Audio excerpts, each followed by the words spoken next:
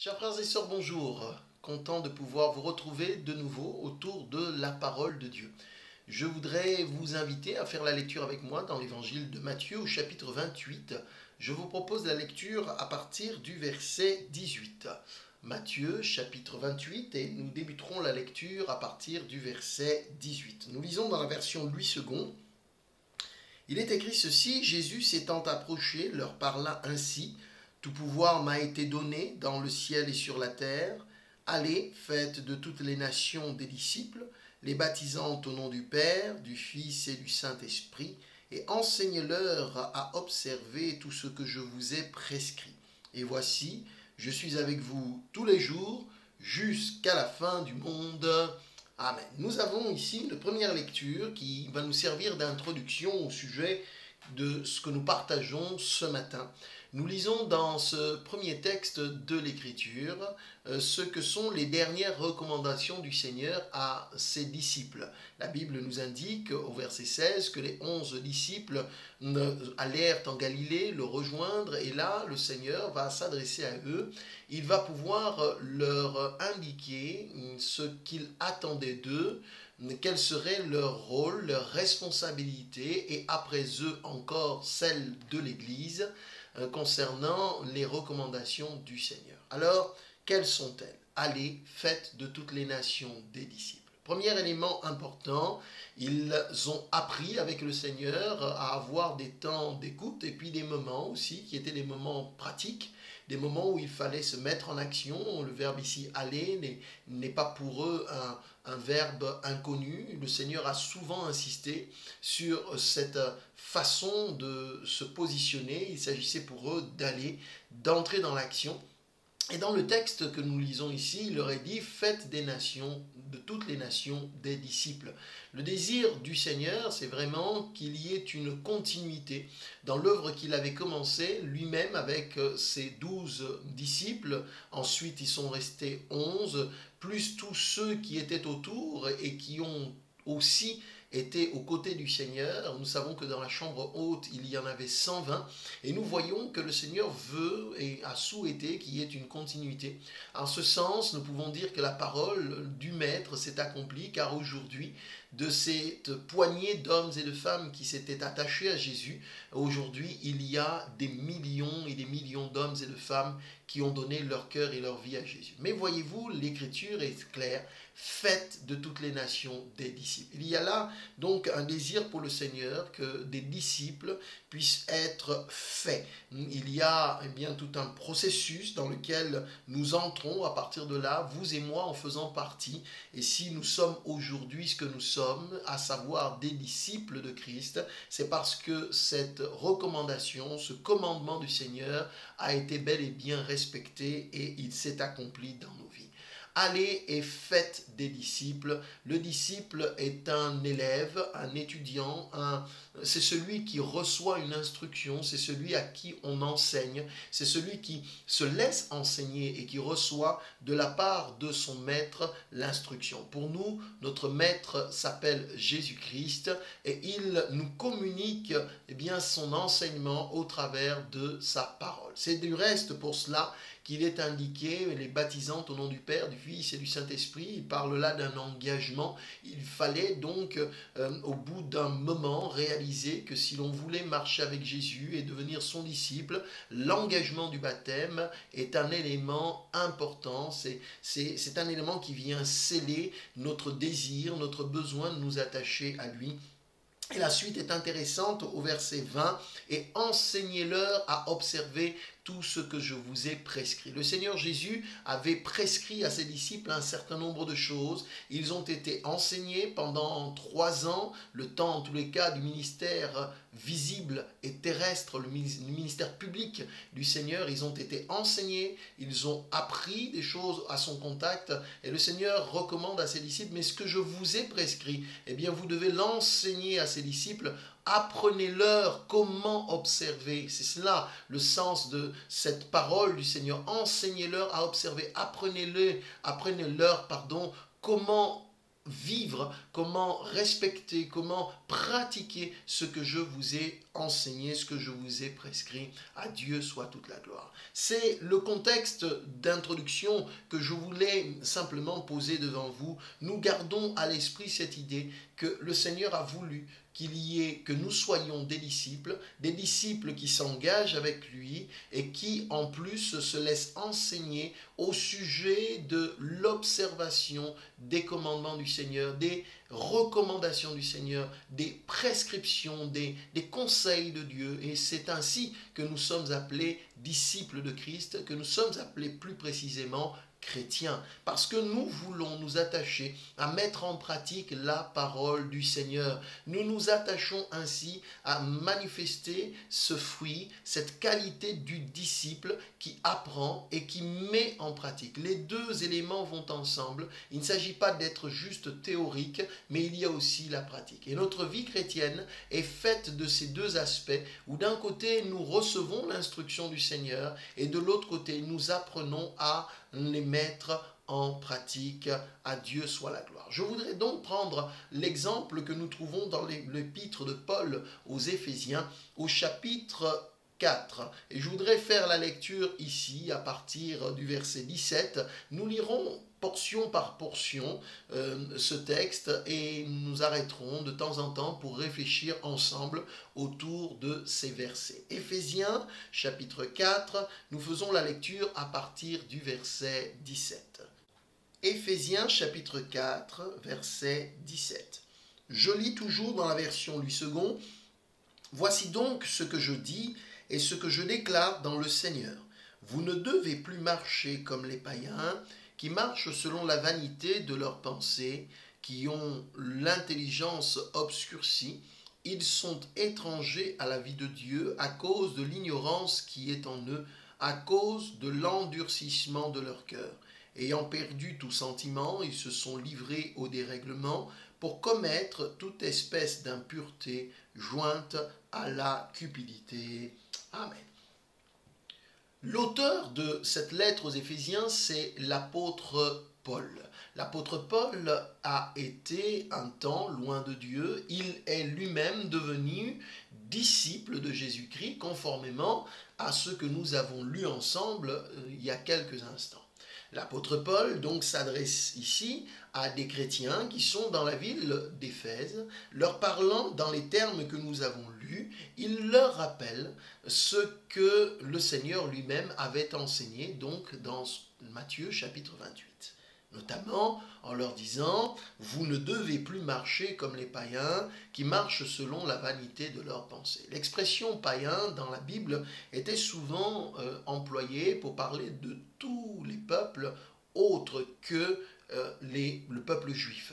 Et donc, on peut considérer, nous, aujourd'hui, quand on parle du païen ou du paganisme, on fait plutôt allusion à tout ce qui est contraire à Dieu, tout ce qui n'est pas en conformité avec la foi chrétienne. C'est ainsi donc qu'on parle du païen, qui est plutôt à considérer comme la personne qui ne connaît pas Dieu.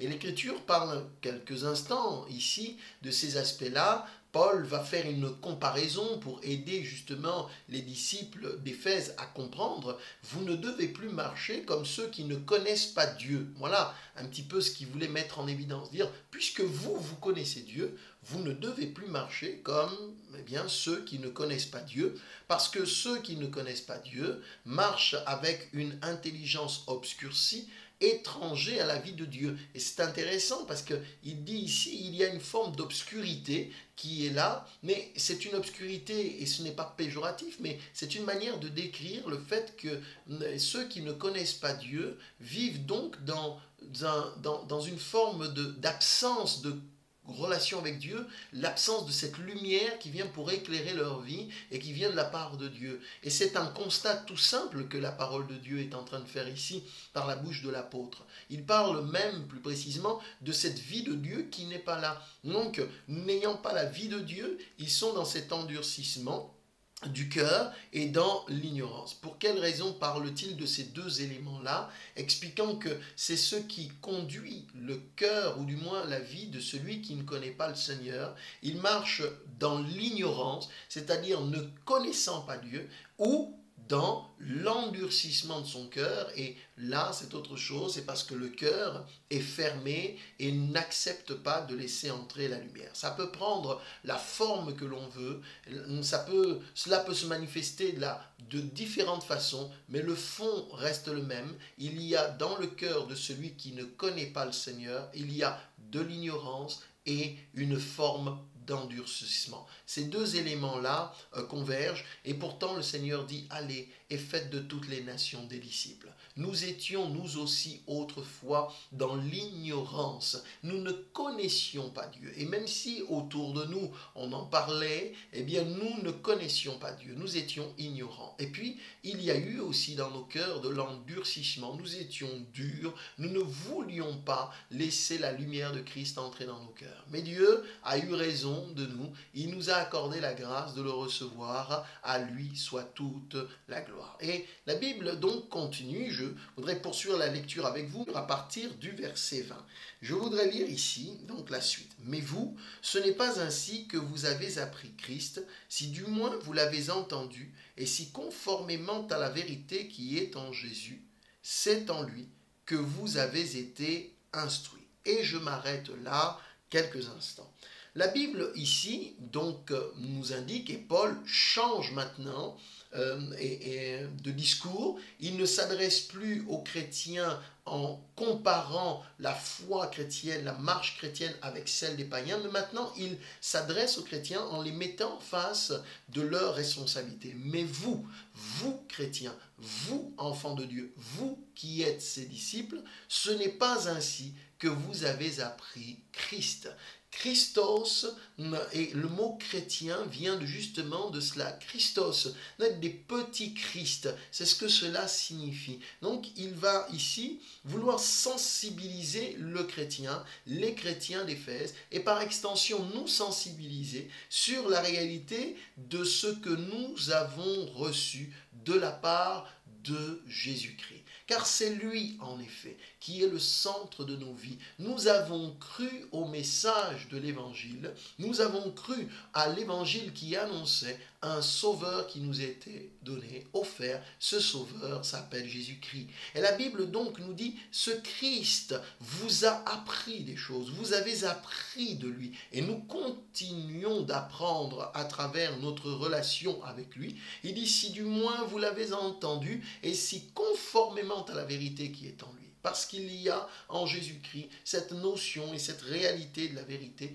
et c'est en lui que nous sommes instruits. Rappelez-vous ce que le Seigneur disait à ses disciples, enseignez-leur à observer tout ce que je vous ai prescrit. Nous sommes instruits, nous sommes donc invités à apprendre, à recevoir l'instruction. Nous laisser donc éduquer, nous laisser donc enseigner par le Seigneur à travers notre relation avec lui, et il y a là des aspects donc qui sont à développer. Que veut-il nous enseigner? Il est dit dans la suite des versets, verset 22, je lis la fin du verset 21, en lui vous avez été instruits à vous dépouiller. Première leçon, par rapport à votre vie passée, c'est la première leçon que nous apprenons. Vous avez été instruits à vous dépouiller par rapport à votre vie passée.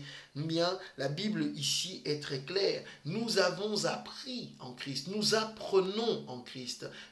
Pas simplement dans le passé, parce que ce n'est jamais acquis.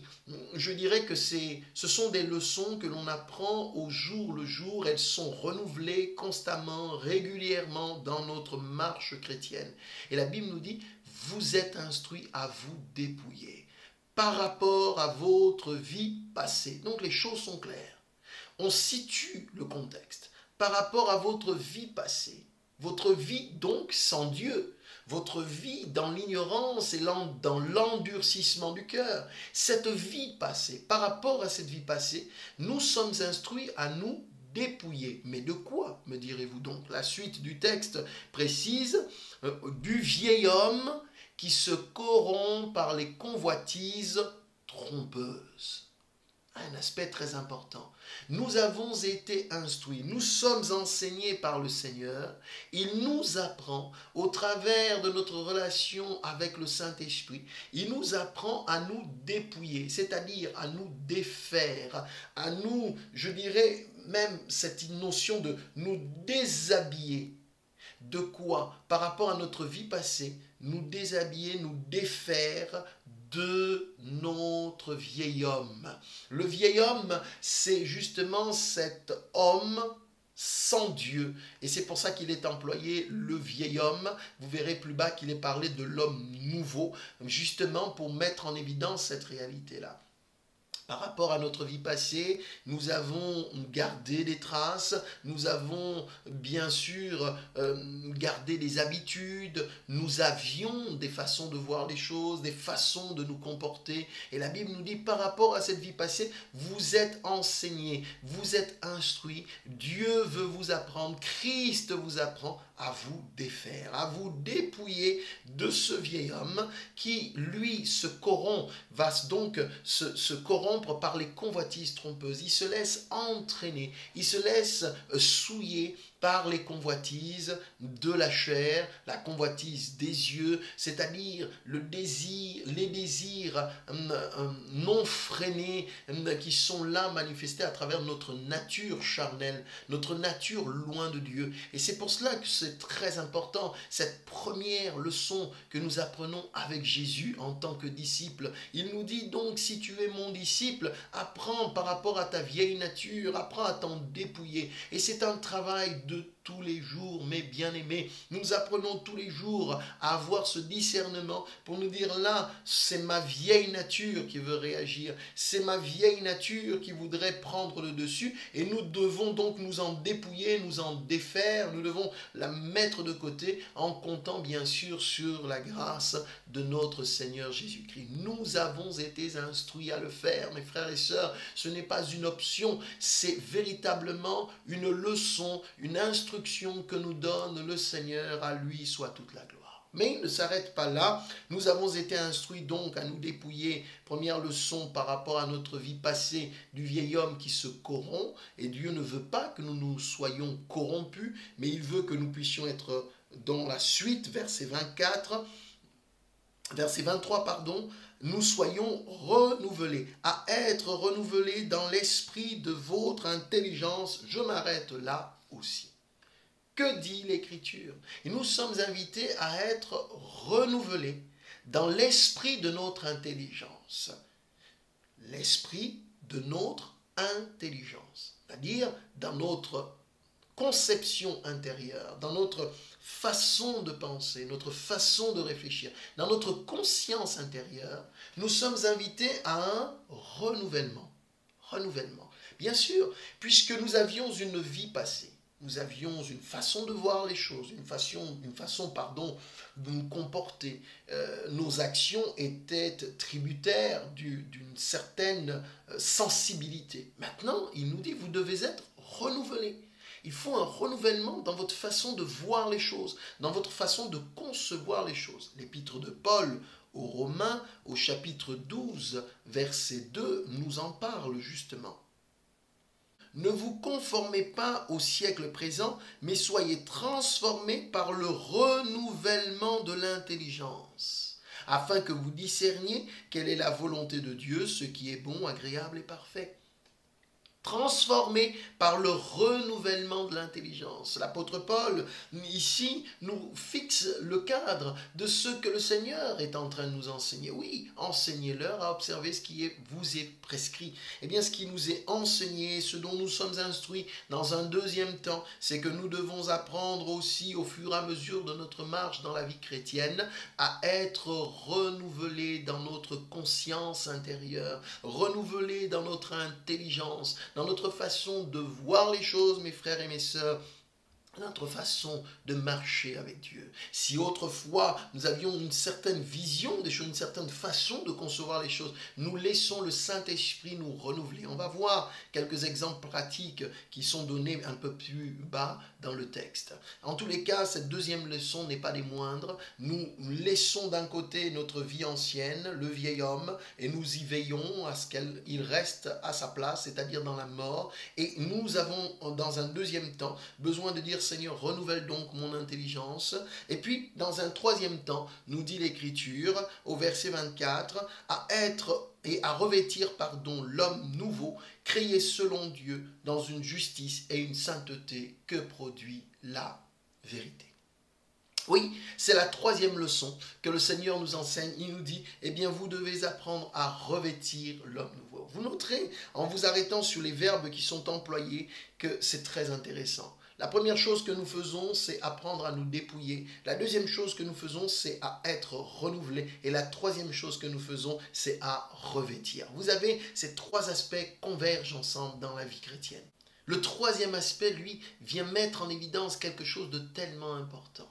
Oui, nous devons donc revêtir l'homme nouveau. Car si nous nous sommes dépouillés, j'ai dit tout à l'heure même déshabillés pour que nous comprenions la notion, eh bien nous devons, en un troisième temps, être revêtus. Nous devons nous revêtir de l'homme nouveau qui lui est créé selon Dieu. C'est-à-dire que nous devons adopter cette nouvelle mentalité, cette nouvelle façon de voir les choses, cette nouvelle personne que nous sommes en Christ. Il nous est rappelé dans l'épître de Paul aux Corinthiens, la seconde lettre, 2 Corinthiens chapitre 5 et au verset 17, « Si quelqu'un est en Christ, il est une nouvelle créature. » Alléluia. Si quelqu'un est en Christ, il est une nouvelle créature, une nouvelle création.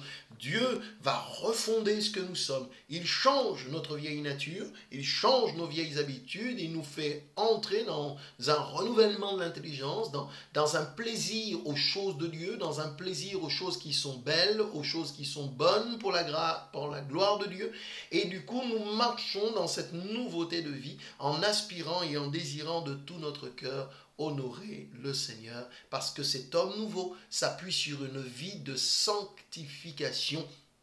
C'est ce qui nous est dit, créé selon Dieu dans une justice et une sainteté. La Bible nous dit, recherchez la sanctification sans laquelle personne ne verra le Seigneur. Se sanctifier, mes bien-aimés, c'est se mettre à part, c'est être à part pour Dieu. Le mot église veut dire en grec ecclésia, qui veut dire appeler hors de, appeler à l'extérieur, hors de quoi? Hors du monde, hors de tous ces principes du monde, puisque nous sommes dans le monde, hein? Nous sommes dans notre société, nous ne sommes pas en dehors de la société, nous vivons dans cette société, mais nous ne sommes plus dans la mentalité de cette société, parce que Christ nous renouvelle, en tous les cas, nous tendons vers cela, et c'est un objectif que nous devons nous fixer avec la grâce et l'aide de notre Seigneur Jésus-Christ. Entrons donc dans les domaines pratiques par rapport à ce qui a été dit là. Paul n'est pas que théorique, il est très pratique, puisqu'il dit, vous avez été instruits, très bien, à vous dépouiller, d'accord, à être renouvelé, à revêtir, eh bien c'est très bien, mais maintenant voilà ce qu'il faut faire de façon pratique. Ces exemples sont certainement liés aussi au contexte de l'église d'Éphèse, mais nous pouvons donc associer notre réflexion à celle qui est présentée justement dans ces versets que nous allons lire. Nous continuons à partir du verset 25, c'est pourquoi. Hein? Il commence avec cette parole, c'est pourquoi. Suite donc à ce qu'il vient d'annoncer, c'est pourquoi renoncez au mensonge et que chacun de vous parle selon la vérité à son prochain. Car nous sommes membres les uns des autres. Alléluia. Paul pouvait donc ici instruire les chrétiens d'Éphèse. Il dit, mais puisque vous vous êtes dépouillés du vieil homme, quelle était la nature de ce vieil homme? Eh bien, il vivait dans le mensonge. Hein? Il était dans le mensonge. C'était votre vieille nature. Il dit, mais alors, renoncez, c'est ça se dépouiller, c'est renoncer au mensonge. Renoncez donc à la vieille nature qui était mensongère, qui mentait. Il dit, mais renoncez à votre vieille nature, soyez renouvelés dans l'intelligence. C'était la deuxième leçon. Soyez renouvelés dans votre intelligence, c'est-à-dire, eh bien, comprenez que vous devez désormais dire la vérité. Ils le comprennent. Et donc, maintenant, revêtez l'homme nouveau. C'est pour ça qu'il peut leur dire que chacun de vous parle. On est dans l'action. Maintenant, vivez comme des hommes nouveaux. Parlez à votre prochain selon la vérité. Et il dit, nous sommes membres les uns des autres. Voilà, nous avons là un exemple concret et pratique où nous pouvons vérifier que les trois leçons que nous apprenons avec Jésus-Christ s'appliquent bel et bien. Continuons. Verset 26, il est dit, si vous vous mettez en colère, ne péchez point, que le soleil ne se couche pas sur votre colère et ne donnez pas accès au diable. Que celui qui dérobait ne dérobe plus, mais plutôt qu'il travaille en faisant de ses mains ce qui est bien pour avoir de quoi donner à celui qui est dans le besoin. Là encore, les exemples ici se vérifient à la lumière de la leçon ou des leçons que nous apprenons avec Jésus-Christ. Reprenons le même principe. La première leçon, c'est se dépouiller du vieil homme. Dans les textes que nous avons lus, quelles sont les marques ou les signes de ce vieil homme? Eh bien, il dit, celui qui se met en colère et qui pêche. Parce que c'est cela qui met. Si vous vous mettez en colère, ne péchez point. Donc, il veut parler de notre vieille nature qui, quand elle était en colère, péchait. Elle commettait donc des actions qui n'étaient pas à la gloire de Dieu. Ou, dans le deuxième exemple, celui qui dérobait, qui volait. Donc il dit, ça c'était votre vieille nature. Eh bien, vous devez vous en dépouiller. C'est pour ça qu'il dit, ne dérobez plus, ne dérobez plus, ne volez plus. Donc, on se dépouille de cela. Et dans l'autre contexte, c'est si vous vous mettez en colère, d'accord, mais ne péchez pas. Ne péchez point. Vous noterez qu'il n'est pas dit ne vous mettez pas en colère. Mais si vous vous mettez en colère, ne péchez point. Et j'ai communément l'habitude de dire que quand vous corrigez votre enfant, vous ne le faites pas avec un grand sourire aux lèvres. Vous ne le faites pas en train de rigoler et de vous amuser à corriger votre enfant. Quand vous lui dites non ou que vous le grondez ou que vous le reprenez par rapport aux choses, vous le faites avec, je dirais quelque part, un certain désir de le voir changer. Donc il est dit, ok, mais ne péchez pas. Parce que si en corrigeant notre enfant, on en arrive à l'insulter, à le martyriser, eh bien là, il y a un problème. Donc la Bible est très claire sur cela. Donc ne péchez pas. Donc, alors la deuxième étape, c'est laissons le Seigneur nous renouveler dans notre intelligence. Alors comment être renouvelé dans le domaine justement de ces choses-là? Il est parlé par exemple par rapport à la colère, eh bien vous devez acter dans votre esprit, dans votre intelligence, que le soleil ne doit pas se coucher sur votre colère. Ça veut dire quoi? Ça veut dire que vous ne devez pas laisser la colère vous animer au point que vous alliez vous endormir avec cette colère dans le cœur. Faites tout, en effet, pour évacuer cette colère. C'est ça l'homme nouveau. C'est accepter, mes frères et mes sœurs, de permettre au Saint-Esprit de corriger ce qui a corrigé, de dire, mais je vais appliquer ce que me dit la parole. Et dans le domaine, l'autre domaine et l'autre exemple qui était donné, et où il est dit, maintenant, le renouvellement de l'intelligence consiste à dire, je ne vais plus voler, donc je dois apprendre à travailler pour pourvoir à mes besoins. Et l'action de l'homme nouveau, c'est celui donc qui entre dans cette réalité-là et qui ne fait plus ce qu'il faisait autrefois et qui n'était pas à la gloire de Dieu. Je crois que vous avez compris donc le principe et vous pouvez l'appliquer pour le troisième exemple qui est donné, qu'il ne sorte de votre bouche aucune parole mauvaise, mais s'il y a lieu quelques bonnes paroles qui servent à l'édification et communiquent une grâce à ceux qui l'entendent. Voyez-vous, c'est cela aussi, renoncer à la vie ancienne, renoncer aux vieilles habitudes, aux mauvais comportements, renoncer aux paroles qui étaient malsaines ou qui sortaient de notre bouche et dire maintenant je veux laisser mon intelligence être renouvelée et avoir de bonnes paroles qui encouragent, qui suscitent chez les autres de belles choses au lieu de paroles qui soient des paroles néfastes, destructrices, négatives à l'endroit de ceux et celles qui m'entourent, ainsi de suite. Et puis, l'apôtre Paul dira au verset 30, « N'attristez pas le Saint-Esprit de Dieu par lequel vous avez été scellés pour le jour de la rédemption. » Oui, parce que l'enjeu, dans le fond, il est là. Lui, le Seigneur dit, à travers l'apôtre Paul, vous avez été instruits en Christ, vous avez appris ces 3 leçons.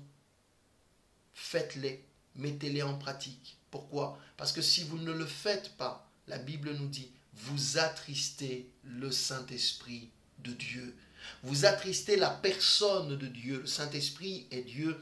Vous attristez la personne de Dieu Pourquoi? Parce que ne mettant pas en pratique ce qu'il attend de nous, ces leçons dont nous avons été instruits en tant que disciples, si nous ne les mettons pas en pratique, en tous les cas, si nous ne travaillons pas à cela, puisque la notion de sanctification est une notion qui nous invite donc à progresser. Il y a vraiment une progression de jour en jour, de mieux en mieux. Nous devons tendre vers le meilleur.